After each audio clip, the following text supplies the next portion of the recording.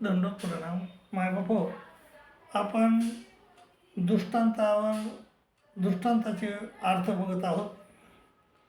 आपले 83 दृष्टांत झालेले आहेत. आता आपला दृष्टांत आहे सुरू 84वा दुर्भगेचा, जैसा दुर्भगेचा. तर याचं लापणीप आहे. आपण पे दिधल्याही परमेश्वर कायसेने एक उदासीन झालिया, परी सन्निधान न संडित असलेया ते अशी परमेश्वर सगळे गोमटे करते. आता आपण पे दिधले देवानं वरच्या याच्यात सांगितलं द्विभार्यामध्ये की आपण पे भक्ताशी आपण पे देतात बरोबर आहे. पण आपण पे दिल्यावर देखील परमेश्वर आपल्याकडून काही चूक झाली तर आपल्यावर उदास होतात. पण आपण उदास झाली तर झाली, परमेश्वर आपल्याकडून चूक झाली आपण माफ म्हणजे कबूल करून घ्यायची आणि परमेश्वराला मात्र सोडायचं नाही, परमेश्वराचं सन्निधान सोडायचं नाही. आणि तसं सन्निधान न सोडित आपण जर राहिलो तर परमेश्वराला एक दिवशी आपली दया येते आणि परमेश्वर आपलं गोमटे करतात, जैसा दुर्भगेचा. तर कोणी एक दुवा असे म्हणजे टाकून दिलेली बाई, ती नावरती बाई, ते वाडीचा वाडी कडवडी असे, तिला इंदिरानगरमध्ये घर बांधून देते तिचा नवरा. आणि म्हणजे गावीचा गावी तिचे सदर्थ भाऊ असते आणि त्याच गावात तिचे भाऊ वडील असतात, ते श्रीमंत असतात. तर ते नेऊ येते, ते म्हणतात चल आमच्या इकडं, कशाला ह्या भानगडीत पडते, कशाला गरीब सोचते. पण ते म्हणे तुमची पाटावे सुतावे नेसता माझा असला घेता नाही, तुमचे कितीही भारीचे कपडे घातले तरी मला काही त्याचा महत्त्व नाही, आयशी म्हणून राहे. आणि असं म्हणते आणि राहती. मग किती एका दिवसात तिने मळीन रोडती देखली आणि तिचा नवरा आला फिरत एकदा त्या इंदिरा गांधी याच्यावर प्लॉटवर आणि त्यानं मळीन रोडकी पाहिली आणि दुःखीस्त देखिली. मग अनुकंपा उपजली आणि संबंध दिला, तिला संबंध द्याला. आणि मग गर्भसंभूती झाली आणि पुत्र झाला, मुलगा झाला. आणि मग ते तयाच्या अवघ्याची गोसाविणी झाली. मग ती बाई सगळ्या राज्याची गोसाविणी म्हणजे मालकीच झाली. तसे काहीसे नाही एके अनुचिते परमेश्वर उदास होती, काही भटोबासावर बी उदास झाले होते देव. पण मग तसे उदास झाल्यानंतर सन्निधान न सांडित असल्या परमेश्वर आपला संबंध देते. आपण सन्निधान सांडायचं नाही, सोडायचं नाही, त्याला आपलं म्हणजे आपलं काम आपण करायचं. आणि अप्रोक्षापासून तिन्ही ज्ञाने देते, म्हणजे शब्द अप्रोक्ष सामान्य विषय सगळे ज्ञान देतात. आणि मग तो ईश्वराच्या सगळ्या शक्तीशी गोसाविणी होई. आणि मग सगळ्या शक्ती आधीना होती आणि सगळ्या शक्ती त्याच्या याच्यात ताब्यात येतात. परमेश्वर त्याशी सगळी शक्ती दान करतात, म्हणजे तो सगळ्याचा गोसावी होतो, गोसावी.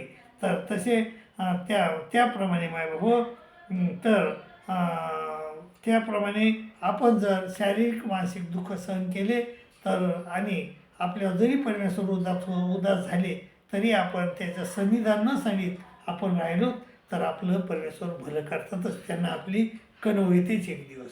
म्हणून आपण जरी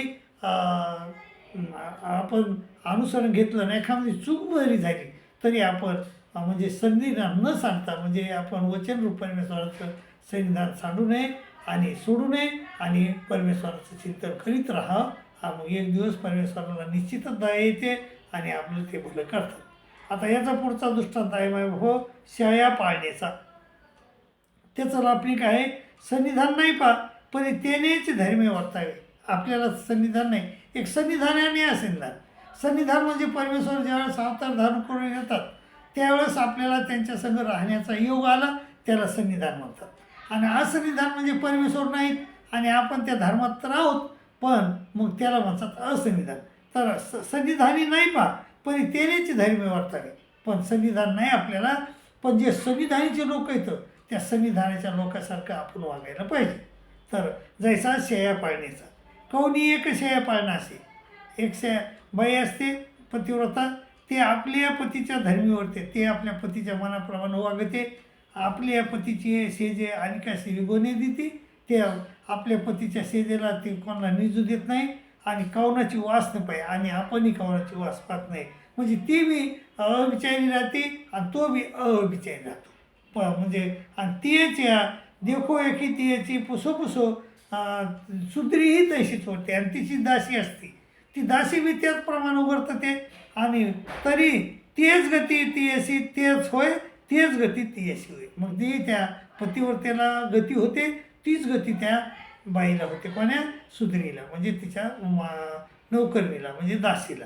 तैसे संविधानी स्थित पुरुषाच्या देखो की संविधानीचे जे पुरुष आहेत त्याच्या देखो की जर असंविधानी स्थित पुरुष वाढतला त्याप्रमाणे वागला तर त्याची गती तयाशी होय, तीच गत तयाशी होय. म्हणजे तीच गत त्याला होती, तीच गती याला होती मायबाप. हां, ते एकदा भट्टोबासाला विचारलं होतं, ह्या बाया म्हणजे संविधान नसताना देखील परमेश्वराचं काही माहीत नाही देखील चांगलं वागतात, तर याचं काय होईल?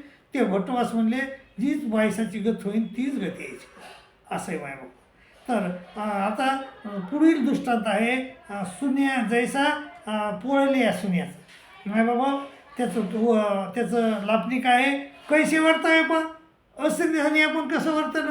आपले स्वामी आपल्याला सोडून गेलेत उत्तरापंथी. मग आपण त्याच्या वियोगामध्ये राहिलं पाहिजे, विरह त्याचा धरला पाहिजे आपण, आणि त्याचं चिंतन आपण सतत केलं पाहिजे.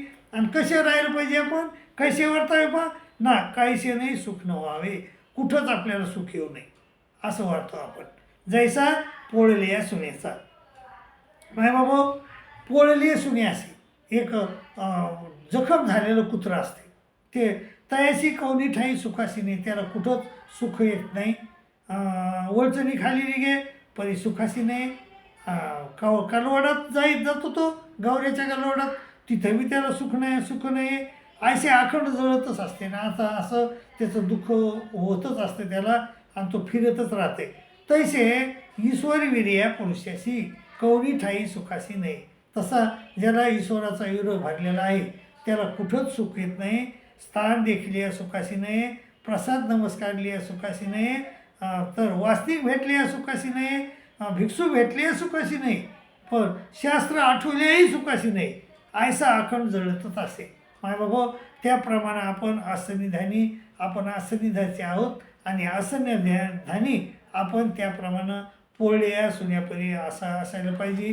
पण मायबाबा, माझ्यासारखे माणसं म्हणजे संसार करून इकडे येतात आणि संसार करून इकडे येतात तर पुन्हा मग आम्ही म्हणजे आश्रमात जातो.